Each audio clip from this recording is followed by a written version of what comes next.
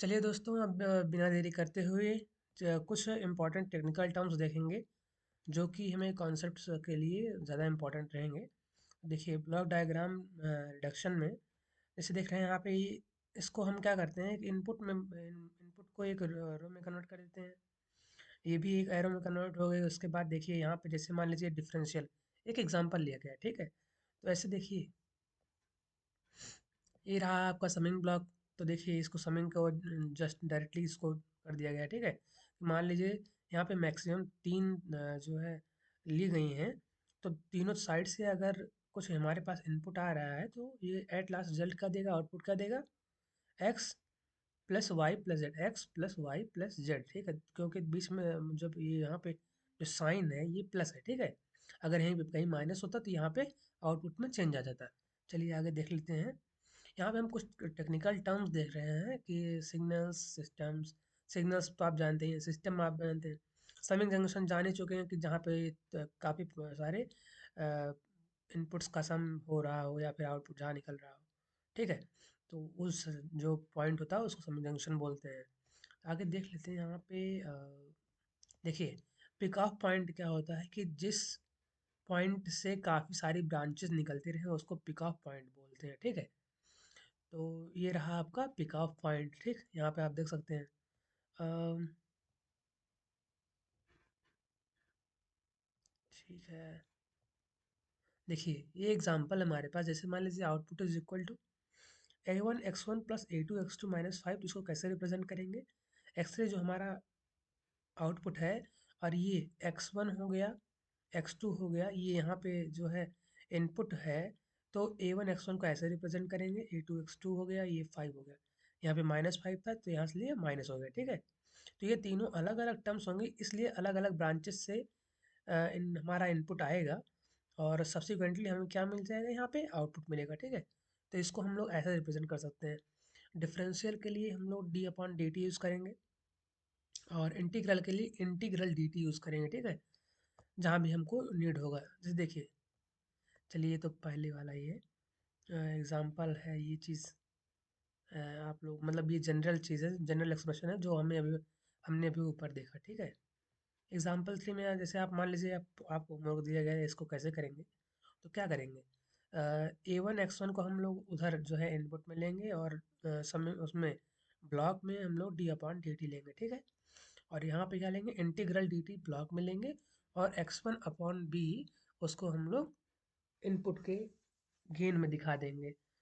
चलिए, अब ऐसे यहाँ पे d2/dt स्क्वायर ले लेंगे, और A1 x2 को हम ले लेंगे गेन के टर्म्स में। चलिए, ऐसे ही यहाँ पे 3x1 हो जाएगा, यहाँ पे bx1 हो जाएगा, और माइनस के साइन के साथ दिखा देंगे।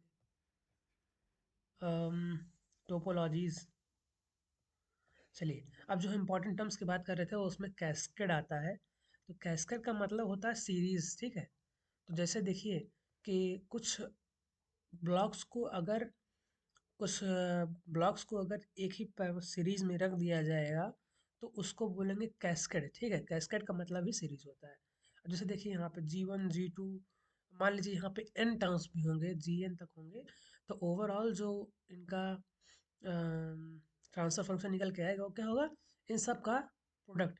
जैसे हम लोगों ने अभी ब्लॉक डायग्राम रिडक्शन टेक्निक्स पढ़ी हैं, तो उसमें अगर सीरीज में रहते हैं तो सबका प्रोडक्ट हो जाता है।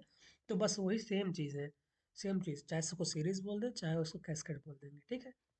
अब यहाँ पे parallel form, next parallel form हम लोग पढ़ ही चुके हैं, वो जनरल चीज़ें हैं एकदम। फीडबैक फॉर्म भी हम लोग पढ़ चुके हैं। कैरेक्टरिस्टिक इक्वेशन की बात आती है, जैसे देखिए CS/RS को हम रिप्रेजेंट करते हैं, जैसे GS is equal to CS/RS is equal to G/1 plus minus GS/HS। अब देखिए, प्लस रहता है नेगेटिव फीडबैक के लिए, माइनस रहता है पॉजिटिव फीडबैक के लिए। जहाँ जैसा फीडबैक रहेगा वैसा ही हम लोग यहाँ पर साइन का यूज़ करते हैं, ठीक है। नेगेटिव फीडबैक के लिए प्लस होता है, पॉजिटिव फीडबैक के लिए माइनस होता है। अब देखिए, यहाँ पे कैरेक्टरिस्टिक इक्वेशन क्या होती है, यही टर्म जो 1 ± GS/HS इज इक्वल टू 0 है, इसी को हम लोग कैरेक्टरिस्टिक इक्वेशन बोलते हैं, ठीक है। हम लोग बाद में पढ़ेंगे कि इसमें पोल्स और जीरोस भी आते हैं, कैसे आते हैं वो हम लोग बाद में डिस्कस करेंगे। नेक्स्ट जो हमारा टेक्निकल टर्म आता है वो कैनोनिकल फॉर्म होता है। कैनोनिकल फॉर्म देखिए।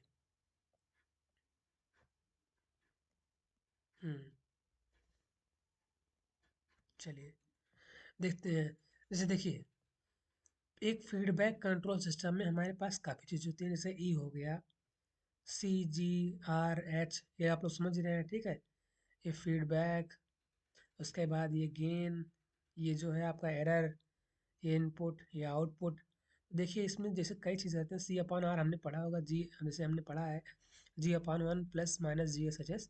तो ऐसे ही जैसे हर एक चीज़ का ई क्या होता है, आर माइनस बी, और बी क्या है, सी एच है, ठीक है? तो यहाँ से हम लोग सारे एक्सप्रेशंस निकाल सकते हैं। केवल दो तीन इक्वेशन जैसे देखिए, e is equal to r minus plus b, minus या प्लस अपने अकॉर्डिंग। उसके बाद देखिए, बी इज इक्वल टू क्या हो जाएगा, सी एच हो जाएगा। सी क्या होता है, ईजी होता है। इन तीन इक्वेशन से ही हम ये सारी इक्वेशंस निकाल सकते हैं, ठीक है? अब इसको चाहे यहाँ पे इसको कंट्रोल रेशियो बोल रहे हैं, जो हमारा सी अपॉन आर होता है उसको कंट्रोल रेशियो बोलते हैं। ये जो ई अपॉन आर निकलता है इसको हम लोग एक्चुएटिंग सिग्नल रेशियो बोलते हैं, एरर रेशियो बोलते हैं, इसको प्राइमरी फीडबैक रेशियो बोलते हैं, ठीक है? हाँ, अब जहाँ कैरेक्टरिस्टिक इक्वेशन हमने पढ़ा है, one plus minus G S H s is equal to zero, ठीक है? तो यहाँ पे जी एस एच एस को हम लोग ओपन लूप ट्रांसफर फंक्शन भी बोलते हैं। ठीक है, ओपन लूप ट्रांसफर फंक्शन कहीं भी टर्म में आएगा, ओपन लूप ट्रांसफर फंक्शन का मतलब क्या हो जाएगा, जी एस एच एस, ठीक है? इसके बारे में बात हो रही होगी। चलिए, यहाँ से ओपन लूप ट्रांसफर फंक्शन जान लिया गया। कैरेक्टरिस्टिक इक्वेशन अपने माइंड में रखना हमेशा के लिए ज़रूरी है, ठीक है? आगे भी इससे काम आता रहेगा। जी हाँ, चलिए, तो ये रहे आज के टेक्निकल टर्म्स जो कि आपको काफ़ी आपके लिए काफ़ी हेल्पफुल रहेंगे। चलिए ठीक है, इसी के साथ ये वाला लेक्चर हम ख़त्म करते हैं। Be connected, okay.